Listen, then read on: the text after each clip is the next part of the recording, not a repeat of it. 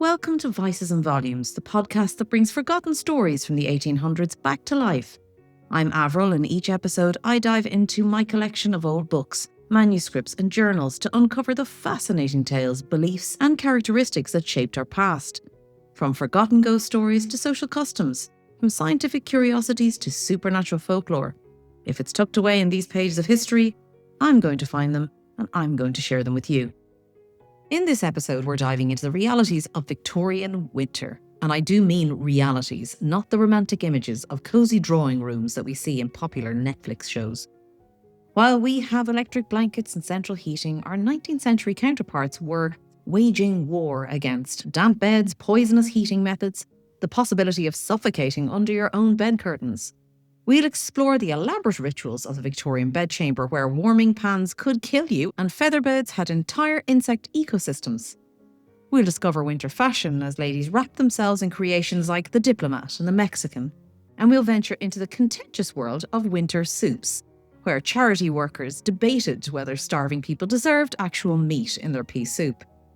From deadly charcoal fumes to the revolutionary concept of the air pump mattress, this is Victorian winter in all its complicated and occasionally lethal glory. For all of us, winter has firmly closed in, and I find myself reaching for warmer clothes, turning up the heating, and I look forward to lighting the fire in the evenings. My poor little garden has nothing left to give. The vegetables are gone, the fruit is picked, and the nights stretch longer and darker. At the same time, I do love winter. I get to take advantage of those dark evenings. I get to read and watch Netflix, wrapped in fluffy blankets on the couch with endless cups of tea. At night, my electric blanket keeps me cosy until morning, and on clear evenings, I sit out in a big coat, sipping from a thermal mug and looking at the midnight stars. Okay, fair enough, it is 8:30, so it's not exactly late, but it feels like the middle of the night, and that is what counts. We have it too easy these days. Apps on our phones to start the heating when we're not even at home. Insulation materials that ensure we never feel a draft. And heated steering wheels in our cars, so our little handies don't get cold. We've ensured that we are never uncomfortable at all. And as I read through my old books, the Victorians had to survive winter through sheer determination, elaborate ritual, and an arsenal of domestic knowledge. As always, there's one book that sparks the idea for each of these podcasts. And in this case, it was A New System of Practical Domestic Economy from 1823. And I should mention that my copy is in an absolutely sorry state. But I believe this one is rare enough. I bought it for a song, knowing nothing of its rarity at the time. But if anyone out there can confirm this for me, it would be super. My book, though it is feeling the passage of time more than most on my shelves, the covers are gone, the spine is missing, and it's held together by what I can only describe as hope and its own determination to carry on. But despite its condition, I have managed to read it without causing further harm, and it offers us a window into just how much work it took simply not to freeze to death in your own home.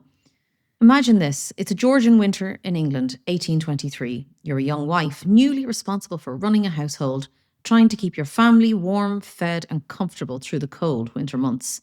Where do you turn for help? If you were lucky enough to find it, you might have had an elusive copy of the Practical System of Domestic Economy. Well, that is the question.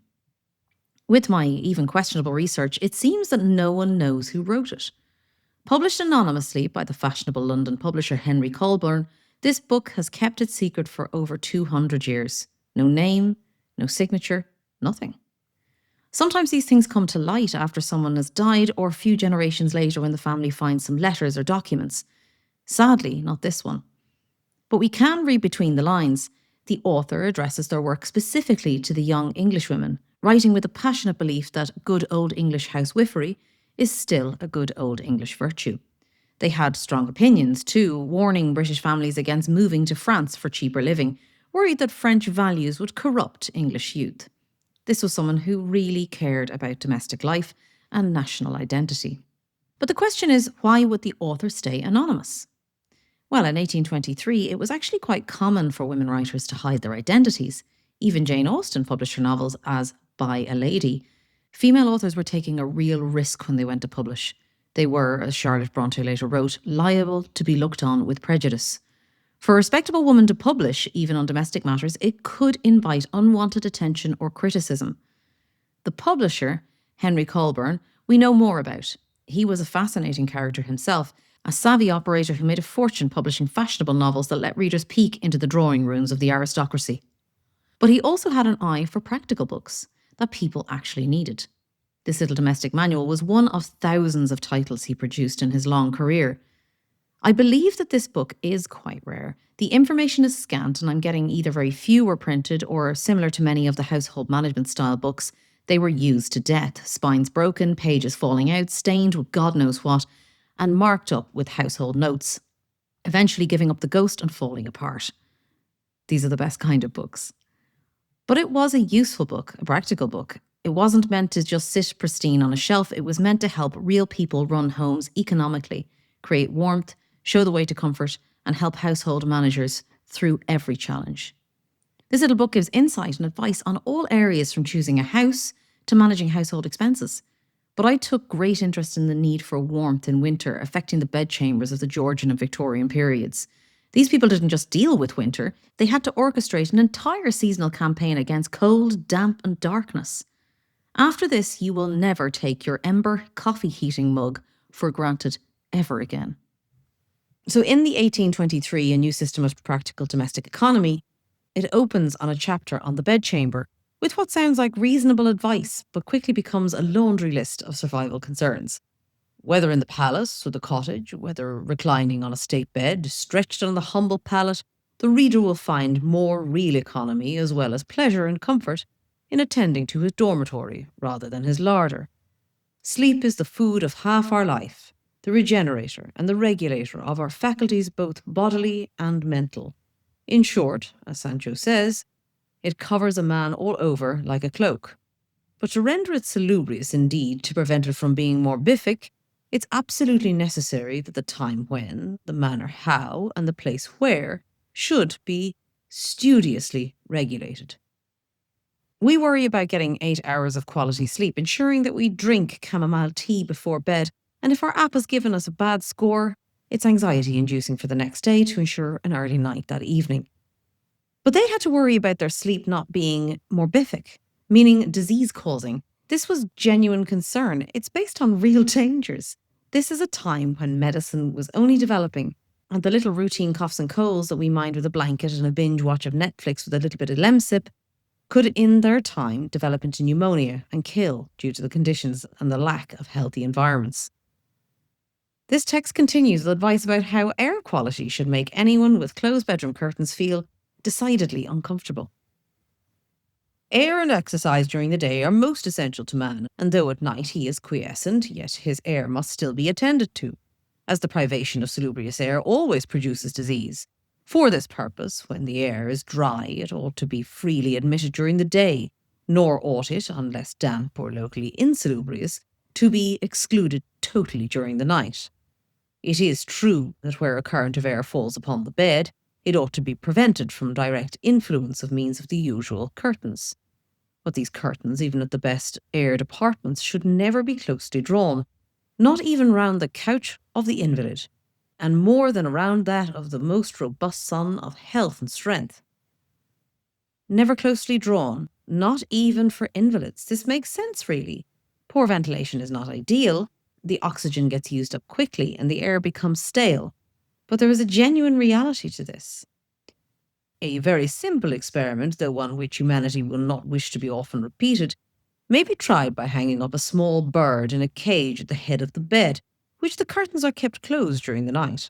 Where the experiment has been tried, the result was that the unfortunate bird appeared to be expiring when the morning dawned upon the face of nature, and was only recovered, and that with difficulty, by immediate exposure to the atmosphere. Here they were a little ahead of their time. As we know, the canary was often used in mines to detect toxic gases. This started in the late 19th century, around 1896. So they already recognised that birds could suffer greatly when the air was less than adequate. People were genuinely at risk of suffocating in their own beds because they were trying to stay warm. If you have a small bedroom, you may now consider leaving the door open a little or a window open a small amount from now on. It's no news that heating and heating methods can be risky, and this book added this to the list of dangers. We must partially caution our readers not only against the use of charcoal fires upon the account whatsoever, but also against the charcoal in warming pans, or even common coals. until they have been burnt to a cinder. To the healthy, the vapours thence arriving left in the bed, where they remain on account of their density, are often troublesome, but to the sick they are palpably injurious, and frequently prompt that cough which annoys the physicky and asthmatic the moment they lie down for repose. It's quite obvious here that smoke inhalation and carbon monoxide poisoning was the topic, though they didn't call it that then. The warming pan, that lovely copper pan filled with hot coals that ran between the sheets, could put your life at risk if used with the wrong fuel. The dense, heavy gases would sink into the bed and stay there, waiting for you to climb in and breathe them in all night. But there was a solution for this: salt. Where circumstances require a bed to be heated at a moment's notice, a little salt thrown into the warming pan and suffered to burn for a minute previous to use will generally be beneficial. And as chambermaids are seldom either philosophers or chemists, it may be better to make this a standing order rather than to trust their judgment on its combustion. Chambermaids are seldom either philosophers or chemists. This is a good line because it is simultaneously dismissive and entirely practical. They're basically saying, look, if you don't expect your maid to understand the chemistry of combustion, just make her throw salt in the pan. Let's hope for the best. And if you thought maybe your bed was too damp, they had a test for that too. Those who wish to ascertain whether the bed be properly aired will do well to introduce a glass goblet between the sheets for a minute or two, just when the warming pan is taken out. If the bed be dry, there will only be a slight cloudy appearance in the glass. But if not, the damp bed will assume the more formidable appearance of drops, which will act as sufficient warning to drop the idea of sleeping in a situation so fraught with danger. Your bed was fraught with danger. This wasn't hyperbole. People genuinely died from sleeping in damp beds. The risk of pneumonia, consumption, rheumatic fever, all these could be triggered or worsened by damp sleeping conditions. Houses at that time were damp, and in those days black mould from leaking roofs, rising damp in walls, and even just cold corners where the heat struggled to get to. Houses were not wholly warm and dry the way we have them today. Many of my friends who own older houses can attest to this. Damp is a constant battle, all caused from how the buildings were constructed and the inability to fully heat the rooms and keep the heat in them. This brings me to what they were sleeping on, but before I do, I want to share something that brought this into sharp focus for me recently. I was having a conversation with a lovely neighbour I'd met for the first time in Donaghadee, and he told me about the conditions he witnessed in his own community, not centuries ago, but within his living memory. He spoke about a woman he'd known. He was about 10 years old. She had long, white hair, smoked tobacco constantly, and her face was permanently blackened from the soot from her fire. When she died, he recalled going into the house for the first time, and he watched his mother and the other local ladies preparing her for her wake. What stayed with him all these years was the moment that they lifted her body. He saw that she'd been sleeping on half a mattress. The middle had completely given way, so she'd spent her nights with her head resting on what remained of the mattress and her hips on the bare floor. The mattress itself was just cloth stuffed with straw, or rather, what was left of the straw after years of use. The scary thing is, this wasn't the distant Victorian past. This was rural Ireland in living memory. And it reminds us that the hardships we're reading about in the 19th century text weren't abstract historical curiosities. They were real conditions that persisted far longer than we might imagine, and experienced by real people. People our neighbours knew, people who were part of our communities. This was witnessed in just the 1960s. Straw beds were a common use for people of little means, but in Britain in 1823, the price of feathers had apparently skyrocketed, leading to some creative solutions and some hefty maintenance. The very high price of feathers of late years has completely done away the practice of having one well-filled feather bed laid upon the bottom sacking, and the substitutes of straw mattresses, with bed cases half filled with indifferent feathers, are poor indeed. Instead of these, it will be found not only cheaper, but more comfortable and healthful to use hair mattresses, with straw palliasses if you please, but with sedulous attention to have the latter renewed at intervals not longer than a year. But as you can imagine, the real problem with feather beds was that they came with passengers. In this age of adulteration, duck's feathers are frequently substituted for those of goose, but they are highly pernicious, being often covered with small insects, which destroy the substance of the feathers and produce the most disagreeable results. Naturally, there were insects in your feathers, and the solution, well, it was either regular cleaning, which meant completely dismantling your bed multiple times a year, or you could try the cutting-edge technology of 1823. Where the absolute expense is not a first object of consideration, and even there the difference is but trifling, it may not be injudicious to adopt beds of the new patent principle of an ingenious mechanist in Somersetshire, which consists in rendering the case of the bed, the pillow, etc., impervious to air, and filling it by means of an air pump with common atmospheric air, instead of down or feathers. The air is introduced through an aperture, or tube, into the case and prevented from returning by means of an airtight stopcock or valve. They invented the air mattress in the 1820s, but not just any air mattress, one with elaborate pumps and valves that could be adjusted while you slept. Believe it or not, this wasn't entirely new thinking. Inflatable objects had been around for a while. The Chinese had been making inflatable pillows since the ancient times, and in the 1500s, explorers were using inflated animal bladders as flotation devices. But turning this concept into actual bedroom furniture was new and quite innovative. The patent for this was likely inspired by the growing understanding of air pressure and pneumatics that had been developing through the 18th century. Scientists like Robert Boyle had been experimenting with air pumps since the 1600s, but it took some truly practical or perhaps truly fed up with feather mites to think, what if we just put air in the bed instead?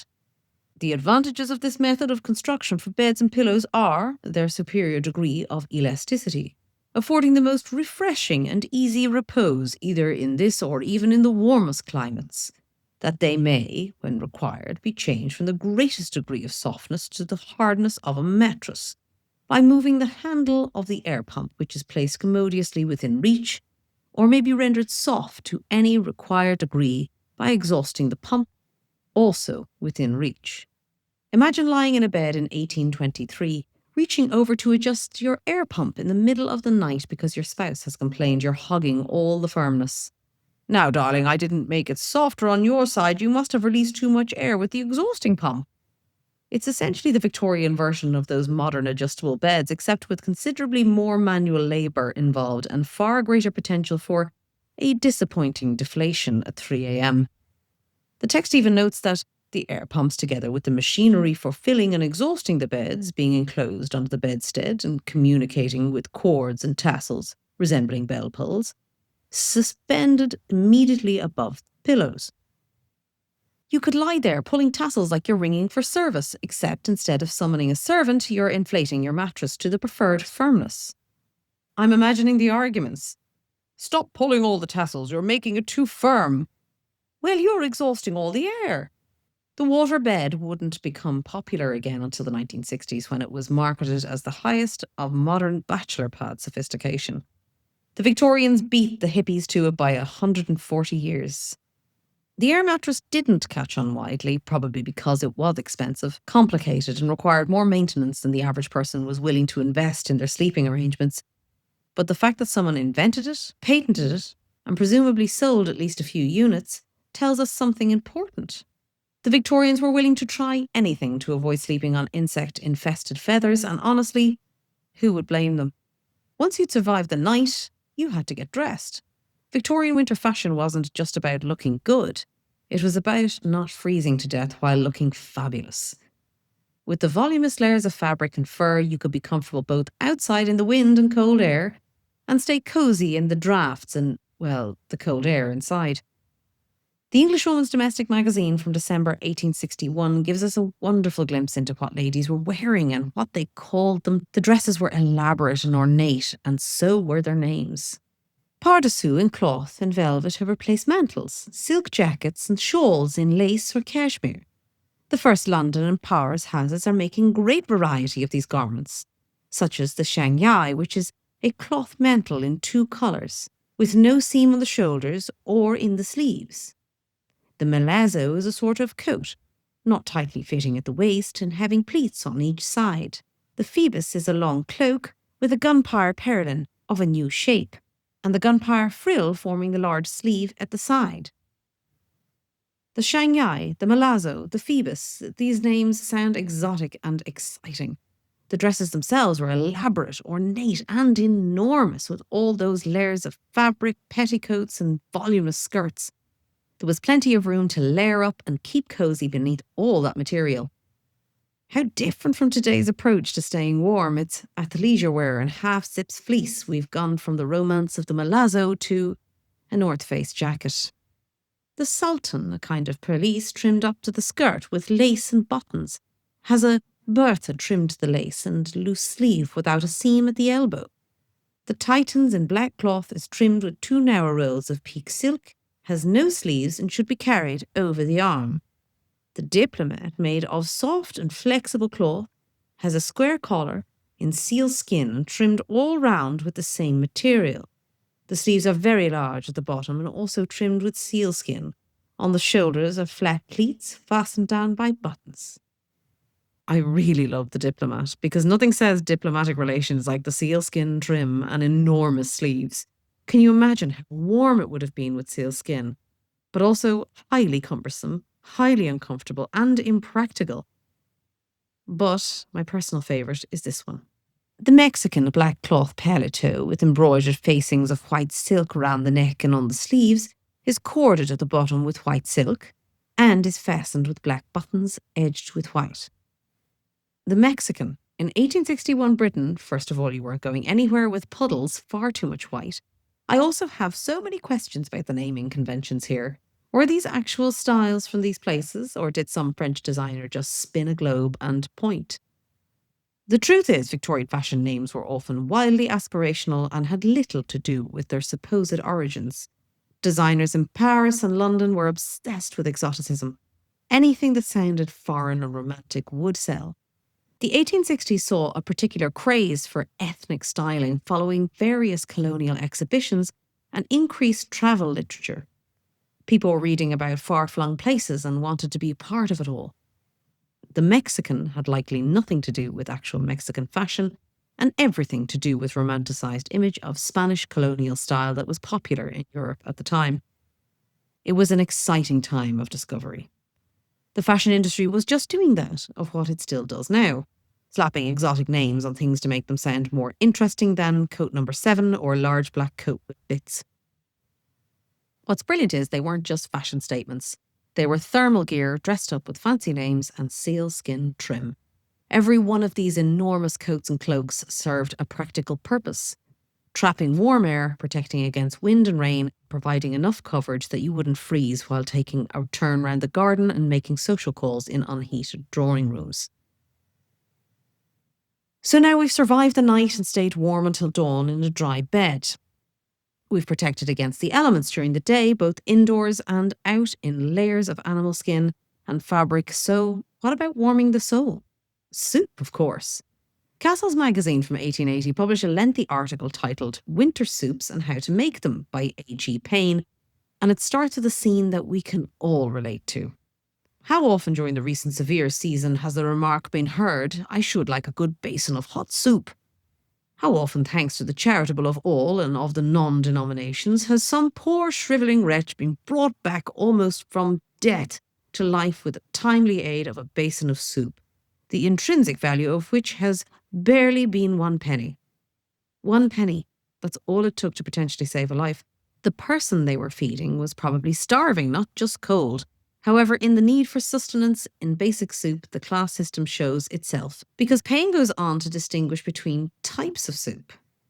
No one will deny that for the commencement of dinner that a pale straw-coloured fluid, bright as a Amontillado sherry, in which carrots and green peas appear, is an excellent soup, well adapted for the purpose it serves, a sort of polite introduction to the good things that are to follow. But when we stamp our feet and clap our hands to circulate the blood from our fingers and observe, "I should like a good basin of soup," it is not our pale straw-coloured friend we refer to, but something far different, un-French-like, and essentially English. Something sticky, hot, awkward for beards, but that does us good and makes us feel as if we've had something when finished. Awkward for beards, this is very good writing. He's describing proper winter soup, the kind that sticks to your ribs and makes you feel human again. And his recipe for pea soup is delightfully practical. The best stock for making pea soup is the water in which is boiled a leg of pork. When I say the best stock, I do not mean that good strong stock made from shin of beef and knuckle of veal is not superior. But consider the pea soup as an economical soup, and one essential point is that it should be made by the means of utilising greasy liqueur that would be very difficult to use in any other way. The water from the pork, though this does not sound half bad as a bouillon base, but Payne gets into something that clearly bothers him: the soup kitchens. I should be sorry to pass on the subject of pea soup without a word about those excellent institutions, soup kitchens. I fear, however, that the all-important point that these establishments are essentially charitable institutions is too often lost sight of, and that in occasional cases the object of management seems to be to vie with and outdo some similar establishment in excellence, rather than aiming at feeding the largest number of the poor at the smallest possible cost. Large quantities of shin and beef are often made the basis of the soup given away in soup kitchens, and there is no doubt whatever the soup is considerably improved thereby, where small quantities of fat pork substituted for the meat, a far greater quantity of soup could be made for the money. And if, as it should be, the object of these institutions is to feed the starving or semi-starving poor, and not to encourage the sturdy beggars, the object is far more likely to be attended. While he does have a point that it is important to feed as many as possible, feeding them on thin and nutrient-deficient soups would do little good. He also ensures that he inserts a little class structure in there with sturdy beggars. It seems one must be a genuine starving soul to be deserving, and those simply in need would be undeserving. I was once told at a soup kitchen that unless some good meat was in the soup, they would not eat it. The argument holds good for trade, not for charity. If I open a soup kitchen to make a profit, all well and good. I must do my best to please my customers, like any other tradesman. But if a beggar stops me and says he is starving, and I give him half a quartern of a loaf, should he throw it away and say that it is not good enough for him, it is no charity to take the man into a cook shop and give him a nice tender cut of sirloin. If a dog refuses bread, he will be improved both morally and physically of being kept without meat until he eats some. If the so-called starving poor, but who are probably more often pushing beggars with poor, next to no feelings of self-respect, cannot take pea soup unless made from gravy beef, and with meat in it, there will be rendered none the worse by a little enforced abstinence. A.G. Payne was writing in an era of intense debate on poverty and charity. The 1880s saw the rise of the Charity Organisation Society, which believed in scientific charity, the idea that you should carefully investigate the poor to determine who was deserving versus who was just lazy. This wasn't unique to Britain. Similar movements were happening across Europe and America. The prevailing belief was that indiscriminate charity actually harmed the poor by making them dependent. It does sound harsh to us now, but this was considered progressive thinking at the time. The alternative was to be kinder to poor people. It was often to do nothing and let them starve because poverty is God's will. So Payne's insistence on economical soup, while frustrating, was actually part of a movement trying to systematise charity and make it more effective. That said, his comparison of the poor people to dogs refusing bread is still appalling. And the assumption that anyone asking for meat in their charity soup must be a sturdy beggar, rather than simply desperate for protein, shows exactly how little he understood about actual hunger. I've seen this mention of the needy refusing soup offered if it did not have meat in it in some of the Irish famine books. However, it's a little more complex than refusing to eat it. The issue here is simply weighing up the good use of energy. If the food is not nourishing and filling, then it is hard for the hungry poor person to justify the journey, which was often hard and far, where that precious little energy they had may be better spent in other pursuits of their survival. Regardless of the opinions on charity and the needs of the poor, what I do love is reading about the food and what it was like, what was used and how it was cooked. A very nice Scotch soup and very superior to Scotch broth is cockaliki soup. This is simply made by parboiling fowl in some clear stock and cutting it up into small joints, removing the skin and the larger bones. Let these bones simmer for some time and then, having strained them off, cut in slices about half a dozen leeks and boil these in the soup till quite tender. Then add the small joints of fowl and boil them for a few minutes longer till they are quite done, and set them to the table to the soup. This soup is very nutritious and admirably adapted for luncheon. Adapted for luncheon, not for soup kitchens, mind you. This is for people who have luncheon, fattened and fed for those who are the right class to deserve it. But if you really want to feel full, warm and fed, then try his greatest soup. One of the greatest soups I know is made from pig's head. Get half a pig's head and thoroughly clean it and scald it. Put it in some stock and parboil it. Then take it out. Cut off the best part of the meat and put it by. And put back the bones into the stock with a couple of onions, a carrot, a head of celery, and a couple of beads of garlic, if the flavour of garlic is not objected to. And also a tablespoonful of dried basil and another of dried marjoram, as well as a little thyme. Let this all boil for 5 or 6 hours and strain it off and put in the meat, and add a spoonful of extracted meat and about 1/4 pound of brown roux. That is flour fried in rich brown butter. Let this simmer gently by the fire and occasionally skim it, as there is a great deal of fat to be thrown up. The soup will be found quite equal to mock turtle. Mock turtle soup from a pig's head, and if you know what mock turtle soup is, then Payne's pig head soup sounds significantly more palatable. And he notes, almost as an aside, it should be remembered that the fat helps to keep us warm and that consequently a rich and greasy soup that would be very unpalatable in summer is very suitable in winter. Yummy. Let me know if you cook this one. I would love to know how it works out for you. I will assume that you will be warm from this, or at least you will have clogged arteries to comfort you. So what have we learned on our journey through Victorian winter? The survival in the 19th century required constant vigilance, specialised knowledge, and frankly, a shocking amount of work. You had to test your bed for dampness with a glass goblet, avoid poisoning yourself with warm pan fumes, and decide whether the diplomat or the Mexican was more appropriate for your social station, which honestly sounds like choosing between cocktails and champagne. What strikes me most is the sheer labour involved in just keeping comfortable. The constant bed maintenance, the elaborate dressing rituals, the hours making economical soup. We complain about the winter now, but we do it from our heated homes, wearing mass-produced fleeces, after microwaving our soup for 3 minutes. The Victorians had to earn their warmth through elaborate systems, some ingenious, the air pump mattress with convenient tassels, some revealing darker attitudes. Poor people should be grateful for their meatless soup, and some just practical wisdom we've forgotten. Bedroom air quality could kill you. My battered 1823 copy of A New System of Practical Domestic Economy might be missing its covers, but the knowledge within represents generations of hard-won experience. So tonight, when you tuck yourself into bed, adjust your thermostat or plug in your electric blanket, appreciate how far we've come. No more testing bed with goblets, no more suffocating under bed curtains, and no more needing the Mexican just to stay warm. Though I'll admit, I wouldn't mind trying the diplomat, sealskin trim and enormous sleeves. That sounds magnificent. Until next time, may your beds be free of insects, may your soup be as economical as it is nourishing, and may you never need to adjust your mattress via a system of tassels and air pumps at 3 a.m.